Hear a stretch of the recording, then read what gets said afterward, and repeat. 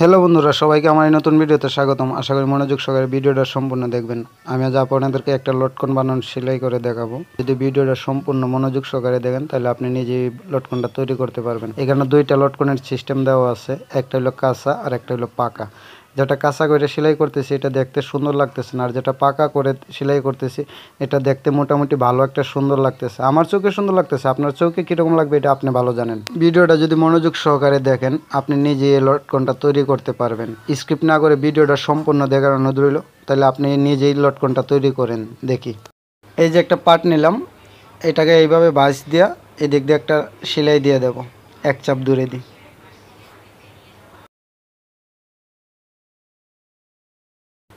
এই যে এইভাবে একটা সেলাই দিয়ে দেব।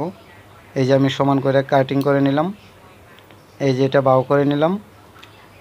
এই যে দেখেন এটা কাঁচাটা বাইরেই রয়েছে, কিন্তু এই যে কাঁচাটা বাইরে রয়েছে। এই যে আমি আরেকটা পার্ট নিলাম, এই পার্টের চড়ানো হলো 5 ইঞ্চি, পাশেও 5 ইঞ্চি, দুইও সাইডে 5 ইঞ্চি 5 ইঞ্চি নিচ্ছি আমি।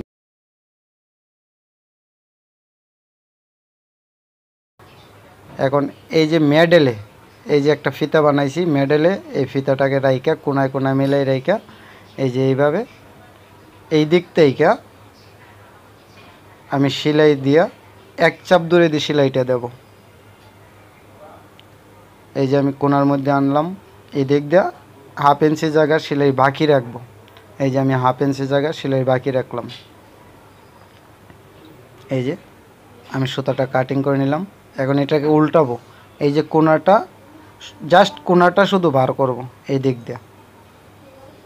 এই যে কোনাটা এই পর্যন্ত একটা ডাইভার দিয়ে এটাকে বাউ করব। এই যে আমি এই পর্যন্ত আনলাম, এই যে এটাকে বাউ করতেছি দেখেন।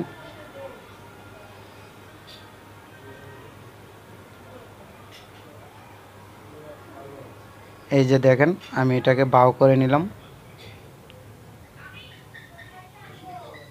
এখন এই যে এই দিক দিয়ে গোড়ার দিক দিয়ে কাঁচা আছে, এই যে কাঁচা আছে, কাঁচার এই জায়গার মধ্যে একটা টাক দিয়ে দেব, এইভাবে একটা টাক দিয়ে দেব। এই যে আমি টাকটা দিয়ে দিলাম। এই যে আমি সমান করে কাটিং করে নিলাম। এই যে এটাকে বাউ করে নেব। এই যে দেখেন এই যে লটকনটা বানাইছি, এই লটকনটা হলো ফাঁকা। এখন আগে যেটা বানাইছি আর এখন একটা বানাইছি, এই দুইটার মধ্যে কতটুক পার্থক্য আছে আপনি এই লটকনটা দেখেন, আপনি বিবেচনা করেন কোনটা সুন্দর।